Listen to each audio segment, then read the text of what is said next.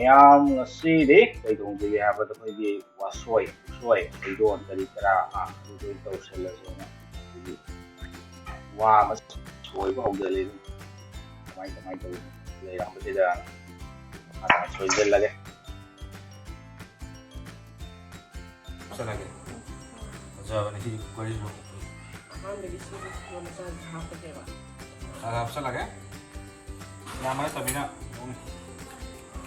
ꯏꯔꯝꯗꯝꯒꯤ ꯆꯤꯟꯖꯥꯛꯁꯦ ꯈ꯭ꯋꯥꯏꯗꯒꯤ ꯕꯦꯁ ꯇꯥꯔ ꯂꯩꯔꯦꯕ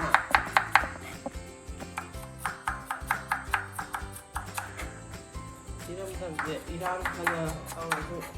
ꯀꯣ ꯑꯗꯨꯝ ꯅꯨꯡꯁꯤ ꯂꯩꯅꯤꯡꯉꯤ ꯄꯩꯁꯥ ꯇꯥꯟꯗꯕ ꯌꯥꯗꯕꯅꯤꯅ ꯀꯔꯤ ꯇꯥꯃꯣ ꯑꯣꯏꯅꯦ ꯇꯥꯟꯗꯕ ꯌꯥꯗꯕꯅꯤꯅ ꯑꯩꯈꯣꯏꯁꯦ ꯃꯄꯥꯟ ꯂꯝꯗ ꯇꯥꯟꯗꯕ ꯂꯩꯔꯦ ꯌꯥꯗꯕꯅꯤꯅ ꯏꯆꯥꯁꯨ ꯈꯔ ꯁꯨꯝ ꯆꯥꯎꯕ ꯁꯨꯝ ꯍꯦꯟꯖꯜꯂꯛꯄꯅꯤꯅ ꯂꯥꯏꯔꯤꯛꯁꯨ ꯇꯝꯍꯟꯗꯕ ꯌꯥꯗꯦ ꯃꯅꯤꯄꯨꯔꯗ ꯑꯩꯈꯣꯏ ꯊꯕꯛ ꯂꯩꯔꯝꯗ꯭ꯔꯦ ꯒꯣꯔꯃꯦꯟꯒꯤ ꯄꯩꯁꯥ ꯄꯤꯔ ꯂꯩꯕꯁꯨ ꯉꯝꯗꯕꯅꯤꯅ ꯈꯔ ꯇꯧꯔꯒ ꯁ꯭ꯋꯥꯏꯗ ꯑꯗꯨꯝ ꯂꯩ ꯇꯣꯂꯣꯞꯁꯨ ꯂꯦꯝꯍꯧꯕ ꯅꯠꯇꯦ ꯚꯔꯥꯗ ꯄꯤꯊꯣꯛ ꯚꯔꯥꯗ ꯂꯣꯏ ꯆꯠꯈ꯭ꯔꯕꯅꯤꯅꯀꯣ ꯈꯔ ꯑꯗꯨꯝ ꯏꯟꯅ ꯀꯥꯎꯅꯕ ꯌꯥꯅꯕꯅ ꯇꯧꯕꯅꯤꯅ ꯂꯩꯅꯤꯡꯗꯅ ꯂꯩꯕꯒꯤ ꯅꯠꯇꯦꯗ ꯑꯩꯈꯣꯏ ꯃꯄꯥꯟꯗ ꯂꯩꯔꯤꯁꯦ ꯄꯩꯁꯥ ꯆꯦꯟꯕꯅ ꯍꯦꯜꯂꯛꯄꯅꯤꯗ ꯑꯗꯨꯁꯨ ꯏꯆꯥꯗꯤ ꯁꯦꯝꯗꯕ ꯌꯥꯗꯦ ꯋꯥꯔꯁꯨ ꯋꯥꯅ ꯈꯥꯡꯗꯣꯛꯑꯒ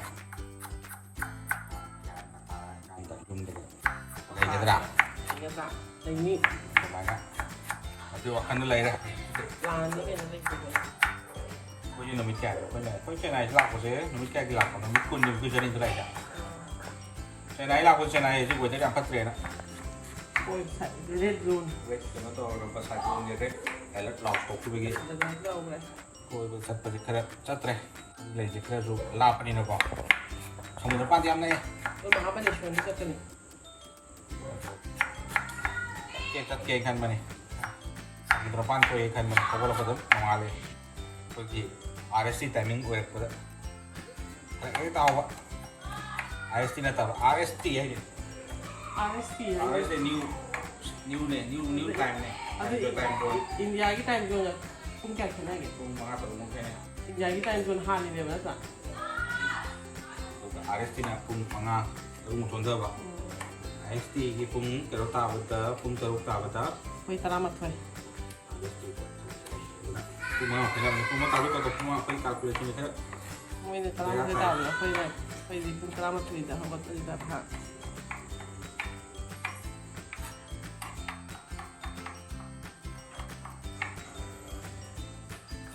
o thong di am ai sini ruk lay bisu lap cha pani nang ngam te ta moi ko lay ba to mana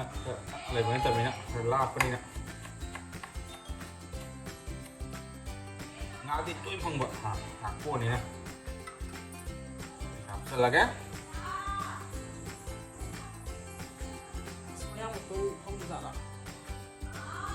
con đi phân đó Malaysian đấy mangin tôi là fresh rồi ngô rồi fresh rồi nè máy tàu sẽ mày mà khó tạt thật cái ngắn này đấy các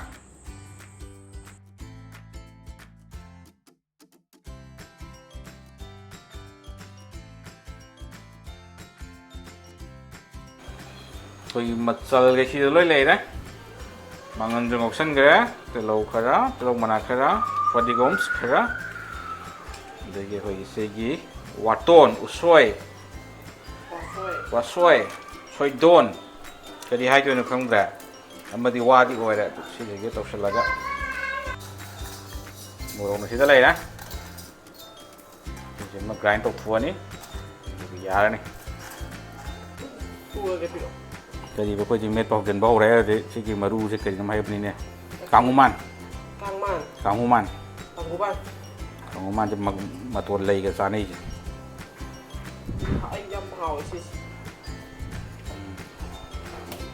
ngari morok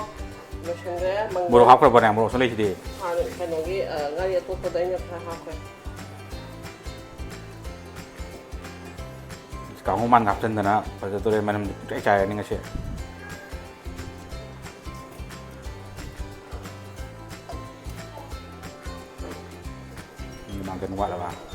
ก็เดี๋ยวมาข้าวด้วยเลย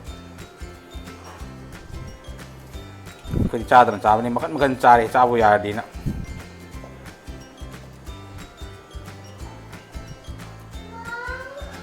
ทำไปเลยดีกว่าเป็นยังไงตั้งใจทำไงเด้อตัวเลยตัวเลย มรวัดเลยง่ายที่ลาวเลย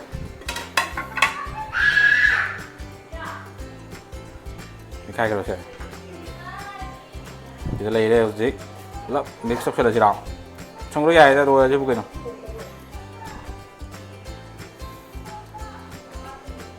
มันก็ได้เลยปะเนาะ เดี๋ยวกดตาเลยตัว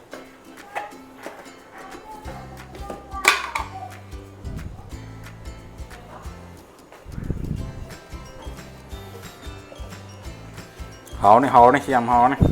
ไอ้งานอาหารเด็กที่ผัดอันนั้นให้เลยต้องมาช่วยกันเอาแบบมาช่วยกัน cái chẳng cầnเดี๋ยวพวกเขาไป mấy cặp thật kiếm siêu điผมคำเป็นกดเจเลยนี่คอมปักก็ได้เจเลยนี่ฮะสิลกชกดิสิเลยนะสิลกชกดิสิเลยเฟรชเนี่ยเฮกไปกลางวันนี่สิเด้ไอ้ชกดิยี่กามยี่ทวงยี่ไปดิสิเลยกงกนไม่เนี่ยบรุงโอ้ตัวเลยชกดิยี่ไม่ฮีก็อีรูเจก็ชามูดรามานากีชิงมานั่นสิไอ้นั่นไหนด้วย ทั้งเงินในด้วยไง ช่วยชิ้นย่างในด้วยเนี่ยไม่ใช่ถึงไม่หอม นั่นก็ฉันจ้าแต่วิธีเขาตัวแกจะที่ขับจะเราใช้น้ำตัวเราแกจะดิบาดามจะก็เตาสันแกนะ ประจำที่เข้าผัดยังไงแล้วเตาเลยดี จับบาดามจ้าตัวไอ้ทันตัวนี้ตัวนะเดี๋ยวชาวกรีสิเลยนะลูกชาวยับจะเลยที่ลูกชาวยับจะเลยจะยับจะลูกชาวยับจะเบาเลย เดี๋ยวจะไปดูว่าเป็นอะไร โอ้ชาวยับไปเลยเด็กนะ ไอ้กี่สายเนี่ย มันเป็นปีหับอ่ะ ไม่ก็สิ เพราะคุณนั่งกูท่องอะไรอยู่ชาวยับไปอะไรคนตัวยาเดียว ว่าจะดีนั่งเราเองนั่ง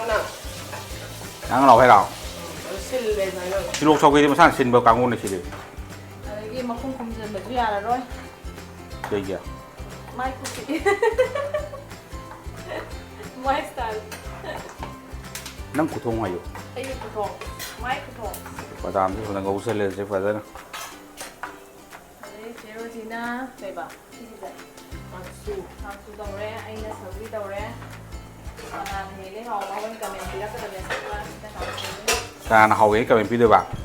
ห้องมันต้องมาอะไรอยู่ตัวเดียว ถ้าตีดาวสุชนก็เป็นปีเดียวกัน เพิ่งจะซื้อมาเทียนวันนี้ก็จะมาเทียนแล้วช่วยจะซื้อวัดช่วยวัดพรค่ะช่วยวัดช่วยตังสูสองปีบาดามครับมีสิ่งที่ทำดีดีรูมชิคเกอร์เฟรนช์ฟรายกันบ้าเองเด้อ